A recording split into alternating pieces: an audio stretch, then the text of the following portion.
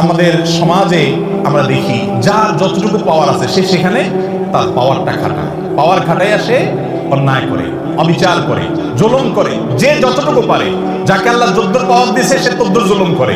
কেউ বড় জালেম কারণ সে বড় পাওয়ার হোল্ড করতেছে, কেউ ছোট জালেম কারণ সে ছোট পাওয়ার হোল্ড করতেছে। দুনিয়াতে যদি কেউ কারোর প্রতি জুলুম করে, এর বিচার আল্লাহ তাআলা আখিরাতে তো করবেনই। আয-যুলমু যুলুমাতুন ইয়াওমাল কিয়ামা, কিয়ামতের দিন দুনিয়ার এক একটা জুলুম বহুমুখী অন্ধকার হয়ে মানুষের কাছে হাজির হবে, কোনো আলো সে দেখতে পাবে না, বিপদ তার সামনে আসবে। আর আল্লাহ লানাতুল্লাহি আলা যালিমিন তো আছে। এত কিছুর পরেও মানুষের প্রতি যদি আপনি অবিচার করেন, জুলুম করেন, দুনিয়াতে আল্লাহ নগদ শাস্তি দেন। একটা কথা আমি প্রায় সময় বলি, পৃথিবীর ইতিহাসে যত বড় জালিম ছিল, আপনি সেটা কাবিল থেকে শুরু করেন। হাবিলের প্রতি কাবিল যে জুলুম করেছে, নিজের ভাইকে হত্যা করেছে, সেই জুলুমের কারণে তার পরিণতি, তার লাঞ্ছনা, তার অপমান, তার শাস্তি, দুনিয়াতে বেইজ্জতি আল্লাহ করেছেন না করেন নাই? প্রকাশ করে দিয়েছেন। ফিরআউন বনি ইসরাইলের প্রতি জুলুম করেছে, দীর্ঘদিন জুলুম করেছে, নিজেকে রব দাবি করেছে। আল্লাহ রাব্বুল আলামিন কিছুদিন ছাড় দিয়েছেন। আল্লাহ বলেছেন ওয়ামলি লাহুম ইন্না কাইদি মাতিন, আমি ছাড় দেই, ঢিল দেই, বড়শিতে মাছ ধরার মতো। যদি বেঁধে যায় মাছ তো ছেড়ে দেয় সুতা, মাছ লাফাইতে থাকে, মনে করে আমাকে তো ছাড়াই দেওয়া আছে, কেউ তো টানতেছে না। আল্লাহ সবসময় টানেন না। ইন্না কাইদি মাতিন, যখন টান দেন সেটা অনেক শক্ত টান হয়, ছুটার কোনো সুযোগ থাকে না। অসংখ্য জালিমকে আল্লাহ পাকড়াও করে আমাদের চোখে আঙ্গুল দিয়ে দেখাইলেন, কিন্তু আমরা তারপরে বুঝি না। ফিরআউনকে আল্লাহ তাআলা পাকড়াও করেছেন না করেন নাই? এরপরে আপনি দেখেন জুলুম, অবিচার যখন আবু জাহাল, আবু লাহাবরা করেছে, আল্লাহ তাআলা ছাড় দিয়ে রেখেছেন। বহুদিন করেছে, খেলেছে দুনিয়াতে, আল্লাহ তাআলা পাকড়াও করেছেন। কাউকে একটু পরে ধরেন, কাউকে একটু আগে দেন। ইমানদারদের ইমানের পরীক্ষা করেন, কিন্তু চূড়ান্ত পরিণতিতে জালেম জুলুম করে হাসতে হাসতে দুনিয়া থেকে চলে যাবে, কোনো বিচার হবে না। একজন জালিমের ক্ষেত্রে এটা কোনোদিন সম্ভব হয় নাই, হবে না, হয় নাই এবং হবে না। নবী সাল্লাল্লাহু আলাইহি ওয়াসাল্লামের ওয়াদা, জুলুম, অবিচার, অত্যাচার, লুণ্ঠন এবং দুঃশাসন, অপশাসন, মানুষের প্রতি মানুষকে কষ্ট দেওয়া, এই কাজগুলো যারা করে আল্লাহ তাআলা তাদেরকে দুনিয়াতে শাস্তি দেন, আখিরাতে তো আছেই। আপনি অবিচার করছেন, আপনি কষ্ট দিচ্ছেন, অন্যায় আচরণ করছেন, গায়ের জোর দেখাচ্ছেন, বন্ধু কয়েকজন মিলে গেছে, শরীরে ভাব চলে আসছে। এই ভাবের চোটে যৌবন কাল থেকে কত রিকশাওয়ালা, কত চা দোকানদার, কত বাস কন্ট্রাক্টর, কত কাজের মানুষ, কত গরিব মানুষ, কত দুর্বল, কত অসহায়, কত মানুষকে ধমক দিয়েছেন, ধাক্কা দিয়েছেন, চোখ রাঙিয়েছেন, অপরাধ করেছেন, জুলুম করেছেন, গায়ের জোর দেখিয়েছেন। সবগুলো হিস্ট্রি যদি একত্র করা হয় তো দেখবেন আমল নামার ভিতরে হাজার হাজার জুলুম ভরে আছে। ঠিক না বেঠিক? জটিল একটা বিষয়, জটিল একটা বিষয়। ভাইরে, ইমানদারকে আল্লাহ রাব্বুল আলামিন বান্দার হকের ব্যাপারে অনেক সাবধান হতে বলেছেন, অনেক সাবধান, অনেক সাবধান।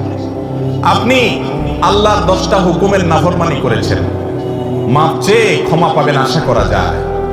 একজন অসহায় মানুষের প্রতি জুলুম করেছেন, ধাক্কা দিয়েছেন, এটা মাপ পাবেন কিনা কিয়ামতের ময়দানে এই আশা খুবই ক্ষীণ। কারণ এটা আল্লাহর আদালতে, আল্লাহ নিজে বিচার করবেন না, এটা চলে যাবে বান্দার কাছে। বান্দার কাছে আল্লাহ পাঠিয়ে দিবেন, সে কি বলে দেখো। আর সেদিন এমন একটা ব্যাপার হবে, একজন সাধারণ রিকশাওয়ালাকে অযথা একটা ধাক্কা দিচ্ছেন, 5টা টাকা গায়ের জোরে কম দিচ্ছেন তর্কাতর্কি করার কারণে, ধমক দিয়ে একটা মানুষকে অবিচার করেছেন। সেদিন কিন্তু ওই রিকশাওয়ালাকে যদি বলেন মামু বুঝি নাই, তখন অহংকারের চোটে করে ফেলছি, আজকে মাফ করে দাও, পাও ধরলেও কিন্তু মামু সেদিন মাফ করবে। কারণ সেদিন সবাই ইয়া নফসি, ইয়া নফসি, শুধু আমল দরকার। একটা সওয়াব পেলে একটা কদম আগায় গেল, জাহান্নাম থেকে সরে গেল। ইয়াউমা ইয়াফিরুল মারউ মিন আখিহি ওয়া উম্মিহি ওয়া আবিহি, সেদিন বাপ থেকে, ভাই থেকে, স্ত্রী থেকে, একে অন্য থেকে পলায়ন করবে, সবাই ইয়া নফসি, ইয়া নফসি করবে, কেউ কাউকে ছাড়বে না। এই জন্য জুলুমের সমস্ত মামলা দুনিয়াতে সেটাকে ভ্যানিশ করে, ফিনিশ করে, নিষ্পত্তি করে তারপরে যেতে হবে ইনশাআল্লাহ। কারোর প্রতি জুলুম করবো না তো ইনশাআল্লাহ।